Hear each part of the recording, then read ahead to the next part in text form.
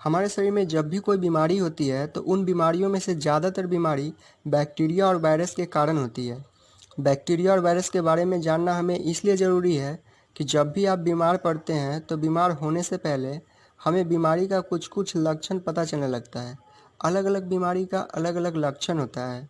अगर हम उस लक्षण को समझ जाएं तो किसी भी बीमारी पर शुरुआती दिनों में ही पकड़ पा सकते हैं। और अगर हमें उसका लक्षण पता है तो शुरुआती दिनों में ही हम दवा लेना स्टार्ट कर देंगे, जिससे कि बीमारी बढ़ने के चांसेस कम हो जाएगी। सामान्य सर्दी, जिसे कि हम कॉमन कोल्ड कहते हैं, ये आमतौर पर राइनो वायरस के कारण होती है, जिसमें व्यक्ति को छींक, गले में खराश और सांस लेने में दिक्कत होती है। फ्लू, जो कि इन्फ्लुएंजा वायरस के कारण होता है, इसमें व्यक्ति को सर्दी, बुखार और शरीर में दर्द भी होने लगता है। और इस साल का सबसे फेमस बीमारी, जिसे कि कोरोना वायरस या कोविड-19 के नाम से जाना जाता है, ये बीमारी सिर्फ हमारे देश में ही नहीं बल्कि पूरे वर्ल्ड में वाईफाई की तरफ फैला हुआ है। और जो व्यक्ति इसके रेंज में जाते हैं वो ऑटोमेटिकली इस बीमारी से इन्फेक्ट हो जाते हैं। ये बीमारी सार्स कोव 2 वायरस के कारण होता है। अगर हम इसके होने के लक्षण को देखें तो व्यक्ति को फीवर और कफ होता है, और साथ ही साथ व्यक्ति को सांस लेने में भी दिक्कत होती है। जब भी आप किसी सरफेस को टच करते हैं, किसी से हाथ मिलाते हैं या फिर कोई भी व्यक्ति आपके नज़दीक खांसता है, तो उस वक्त आप किसी न किसी तरह बैक्टीरिया या वायरस के चपेट में आ ही जाते हैं। और जाने अनजाने में जब भी आप अपने हाथ से आँख, कान या नाक को टच करते हैं तो ये बैक्टीरिया और वायरस आपके शरीर में इंटर हो जाता है। बैक्टीरियल इन्फेक्शन को रोकने के लिए एंटीबायोटिक्स का यूज किया जाता है, जबकि वायरल इन्फेक्शन को रोकने के लिए एंटीवायरल मेडिसिन का यूज किया जाता है। वैक्सीन का यूज बैक्टीरियल इन्फेक्शन और वायरल इन्फेक्शन दोनों को ठीक करने में होता है। कुछ इन्फेक्शन जैसे कि इन्फ्लुएंजा, इसका वैक्सीन अवेलेबल है, पर कुछ इन्फेक्शन जैसे कि कॉमन कोल्ड या कोरोना वायरस, इन दोनों का वैक्सीन अभी मौजूद नहीं है।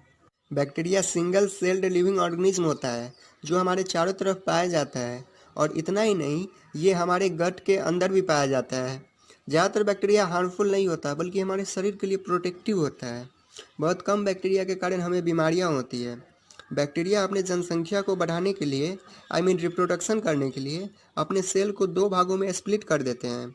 और कुछ बैक्टीरिया तो हर एक 20 मिनट में अपने नंबर्स को डबल कर देते हैं, जिसके कारण हमारे शरीर में ट्रिलियंस ऑफ बैक्टीरिया पाए जाते हैं, जिनमें से 99% बैक्टीरिया हमारे शरीर को हेल्प करता है फंक्शन करने में। बाकी के 1% बैक्टीरिया हमारे इलनेस के लिए रिस्पॉन्सिबल होते हैं। बैक्टीरिया के कारण स्किन इन्फेक्शन होती है, pneumonia, eye infection, food poisoning, sexually transmitted diseases, ये सभी भी बैक्टीरिया के कारण होने वाली बीमारियां हैं। अगर हम बात करें वायरस के बारे में, तो वायरस लिविंग ऑर्गेनिज्म नहीं होते हैं, ये पैरासिटिक होते हैं। मतलब उसे एक लिविंग विंग्स की ज़रूरत होती है अपने आप को सर्वाइव करने के लिए। जब कभी आप वायरस के कांटेक्ट में आ जाते हैं तो वे आपके शरीर में इंटर कर लेता है और रिप्रोडक्शन करके अपनी संख्या को इंक्रीज कर लेता है। जैसा कि मैंने आपको पहले बताया कि वायरस पैरासिटिक होते हैं, तो जब वे हमारे शरीर के अंदर जाते हैं तो वे अपनी संख्या को इंक्रीज करने के लिए हमारे हेल्दी सेल को इन्फेक्ट कर देते हैं, और वायरस अपने डीएनए को हेल्दी सेल में इंजेक्ट करके अपने संख्या को इंक्रीज करने लगते हैं। आपके अंदर ये क्वेश्चन ज़रूर आता होगा कि ये जो वायरस है ये आखिर किस चीज़ का बना हुआ है और ये आता कहाँ से है। सो फ्रेंड्स, वायरस डीएनए और आरएनए का बना हुआ होता है। ये चारों तरफ से प्रोटेक्टिव कोट से घिरा हुआ रहता है, जिसे कि हम कैप्सिड कहते हैं। कैप्सिड प्रोटीन्स का बना हुआ होता है।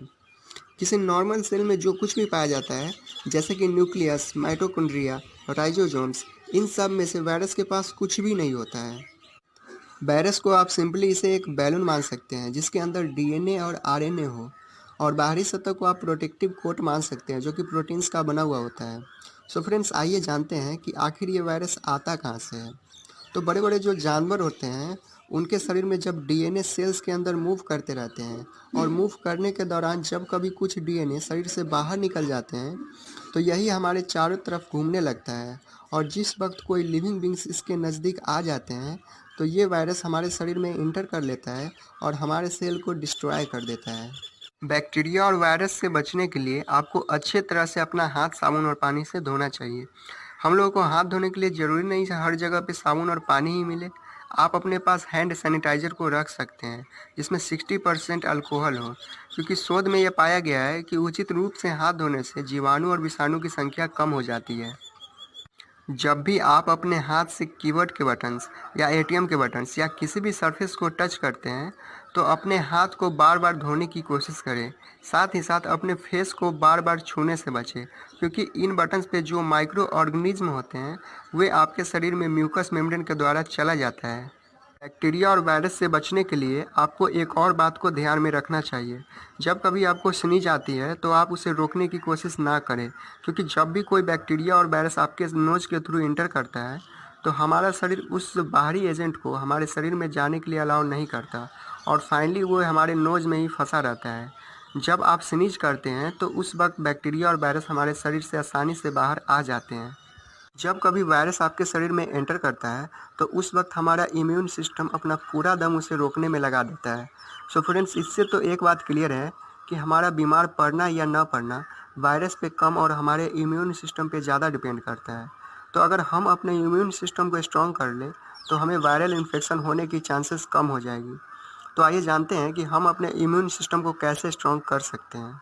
एक पुरानी कहावत है, an apple a day can keep the doctor away. मतलब जितना प्रकार के आप अपने भोजन में फ्रूट्स को इंक्लूड करोगे उतना ही प्रकार का विटामिन्स और मिनरल्स आपके शरीर को मिलेगा। हमारे इम्यून सिस्टम को बूस्ट करने में विटामिन सी का बहुत बड़ा रोल होता है। इनफैक्ट अगर आपके शरीर में विटामिन सी की कमी है तो वो आपको बीमार बनाने में कोई कसर नहीं छोड़ेगा। एक स्वस्थ शरीर होने के लिए डेली विटामिन सी का लेना बहुत ज़रूरी है, क्योंकि इसे ना तो हमारा शरीर बनाता है और ना ही इसे स्टोर करके रखता है। ज़्यादातर व्यक्ति विटामिन सी तब तक नहीं लेता जब तक उसे कोई डॉक्टर सलाह न दे। विटामिन सी पाने के लिए आप ऑरेंजेस खा सकते हैं, स्ट्रॉबेरी, ब्रोकली भी खा सकते हैं। विटामिन B6 और विटामिन ई ये दोनों भी हमारे इम्यून सिस्टम को बूस्ट करने में मदद करता है। विटामिन B6 हमारे इम्यून सिस्टम को सही तरीके से बायोकेमिकल रिएक्शन करने में हेल्प करता है, जबकि विटामिन ई एक पावरफुल एंटीऑक्सीडेंट है जो कि हमारे शरीर को इन्फेक्शन से लड़ने में हेल्प करता है। विटामिन B6 पाने के लिए आप चिकन खा सकते हैं और वेज फूड में आप ग्रीन वेजिटेबल खा सकते हैं। इनमें ह्यूज अमाउंट में विटामिन B6 पाया जाता है। और विटामिन ई पाने के लिए आप नट्स खा सकते हैं।